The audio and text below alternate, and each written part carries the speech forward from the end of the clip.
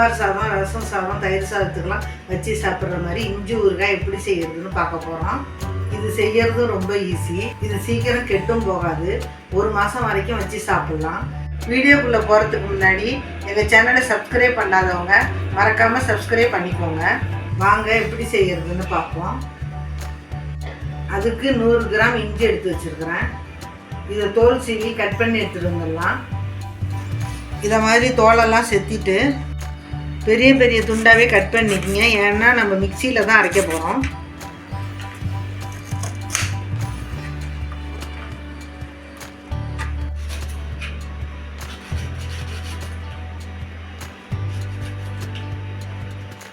பாருங்கள், வெட்டியாச்சு. இப்போ ஸ்டவ் ஆன் பண்ணி ஒரு கடாய் போட்டு 2 ஸ்பூன் கல்லெண்ணெய் ஊற்றிக்கலாம். என்னென்ன எடுத்து வச்சுருக்கேன்னு பார்த்தீங்கன்னா 7-8 காஞ்ச மிளகாய், ஒரு நெல்லிக்காய் சைஸு புளி, கொஞ்சம் வெல்லம், ஒரு 10-15 பல்லு பூண்டு உரித்து வச்சுருக்கேன். எண்ணெய் சூடானதும் காஞ்ச மிளகாய் ஃபஸ்ட்டு எண்ணெயில் போட்டுக்கலாம். இதை லேசாக வதக்கிக்குங்க. இது வதங்கின பிறகு உரித்து வச்சுருந்தா 10-15 பல்லு பூண்டை இதில் சேர்த்துக்கலாம். இதையும் 1 நிமிஷத்துக்கு வதக்கிக்கலாம்.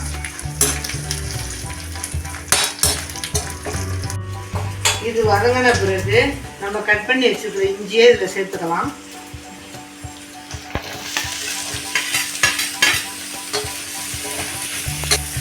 இதை நல்லா பச்சை வாசனை போகிற வரைக்கும் வதக்கிக்கணும்.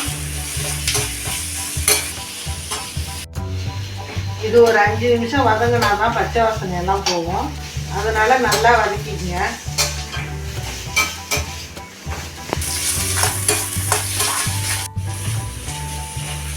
இஞ்சி செரிமான பிரச்சனைக்கெலாம் ரொம்ப நல்லது. அதனால் அடிக்கடி நம்ம சாப்பாட்டில் சேர்த்துக்கணும். அதே மாதிரி பஸ்ஸில் போகும்போதெல்லாம் இஞ்சி மரப்பான்னு ஒன்று விற்பாங்க.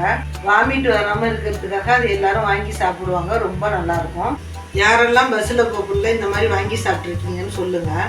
இதை மாதிரி இஞ்சிக்கு பல நன்மைகள் இருக்குது. இஞ்சியை நம்ம இஞ்சி டீ கூட போட்டு குடிக்கலாம். நம்ம சேனலில் ஏற்கனவே இஞ்சி துவையல் வீடியோ கூட போட்டிருக்கிறோம். அதோட லிங்கை கீழே டிஸ்கிரிப்ஷனில் கொடுக்குறோம். மேலே கார்ட்லேயும் லிங்க் வரும் பாருங்கள். தேவைப்பட்டால் அதையும் நீங்கள் செக் பண்ணி பாருங்கள். இதுவும் நல்லா வதங்கிடுச்சு. இப்போ ஸ்டவ் ஆஃப் பண்ணிடலாம். இது நல்லா ஆறட்டும். ஆறுனா தான் மிக்சியில் அரைக்க முடியும். இது ஆறட்டும். அடுப்பில் இன்னொரு கடாய் போட்டுக்குங்க. ஸ்டவ் ஆன் பண்ணி இதில் 1 ஸ்பூன் கடுகும் 1 ஸ்பூன் வெந்தயமும் போட்டு வறுத்து எடுத்துக்கணும். இது செவந்து வர வரைக்கும் வறுத்துக்கலாம்.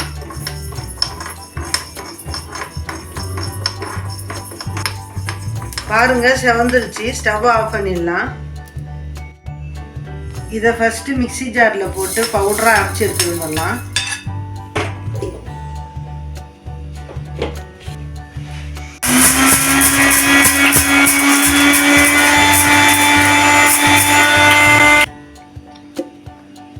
பாருங்கள், அரைச்சி எடுத்துட்டு வந்துருச்சு.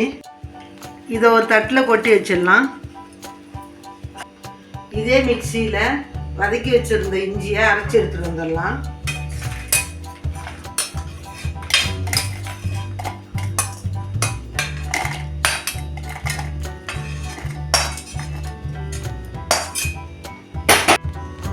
இது கூடவே ஒரு நெல்லிக்காய் சைஸு புளி போட்டுக்கலாம். சில பேர் புளியை கரைச்சி கூட கடைசியாக சேர்த்துப்பாங்க. நம்ம இஞ்சியை அரைச்சி தான் போடுறோங்கிறதுனால புளியையும் நான் அரைச்சே சேர்த்துக்க போகிறேன். இப்படியும் நீங்கள் செஞ்சுக்கலாம். 2 சின்ன துண்டு வெல்லம் போட்டுக்கலாம். இஞ்சியில் கசப்பு தன்மை இருக்கும். அதனால நம்ம வெல்லம் சேர்த்துக்கிறோம். வெல்லம் சேர்க்கும்போது அந்த கசப்பு தன்மை அவ்வளோவா தெரியாது. நம்ம வீடியோவை ஏற்கனவே பார்க்குறவங்களுக்குலாம் தெரியும். நம்ம நிறைய டிஷ்ஷில் நம்ம வெல்லம் சேர்ப்போம்.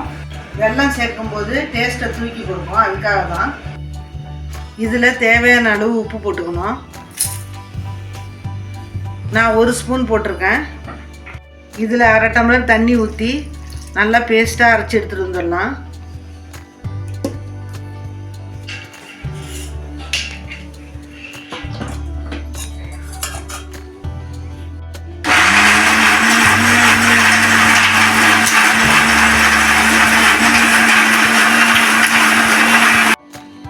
பாருங்கள், அரைச்சி எடுத்து வந்தாச்சு.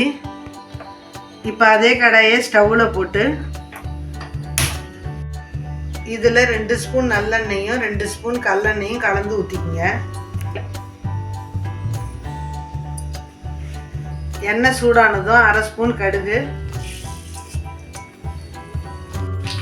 நல்லா பொரியட்டும்.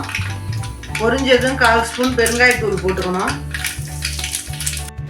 அடுப்பை லோ ஃப்ளேமில் வச்சுட்டு 1/4 டீஸ்பூன் மட்டும் வெறுமிளகாய் தூள் போட்டுக்குங்க. என்ன தான் ஏற்கனவே காஞ்ச மிளகாய் போட்டிருந்தாலும் கொஞ்சமாக மிளகாய் தூள் சேர்த்தா தான் கலர் கொடுக்கும். அதுக்காக தான் நான் சேர்த்துருக்குறேன். இதில் நம்ம அரைச்சி வச்சுருக்கிற விழுதை சேர்த்துக்கலாம்.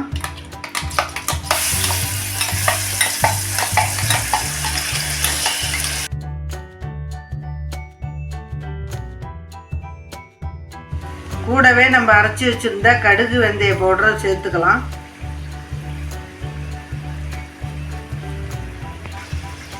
இது எல்லாத்தையும் ஒரு 5 நிமிஷத்துக்கு வதக்கி விட்டுக்கலாம்.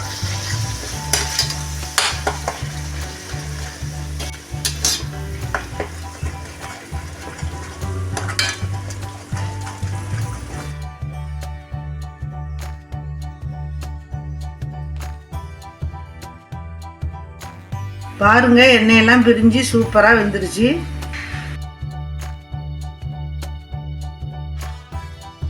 இப்போ நம்ம ஸ்டவ்வை ஆஃப் பண்ணிடலாம். இந்த இஞ்சி ஊறுகாயை கைப்படாமல் ஃப்ரிட்ஜில் எடுத்து வச்சுட்டிங்கன்னா 1 மாதத்துக்கு கூட நீங்கள் யூஸ் பண்ணிக்கலாம், கெட்டு போகாது. இதை ஒரு பவுலுக்கு மாற்றிக்கலாம்.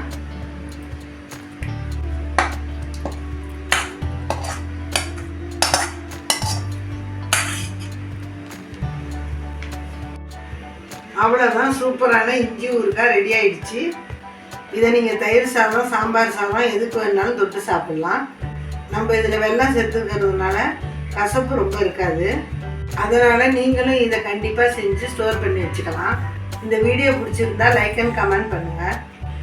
எங்கள் சேனலுக்கு சப்ஸ்கிரைப் பண்ணாதவங்க மறக்காமல் சப்ஸ்கிரைப் பண்ணிக்கோங்க. அப்படியே கூட இருக்கிற பெல் ஐக்கானும் ப்ரெஸ் பண்ணிக்கோங்க.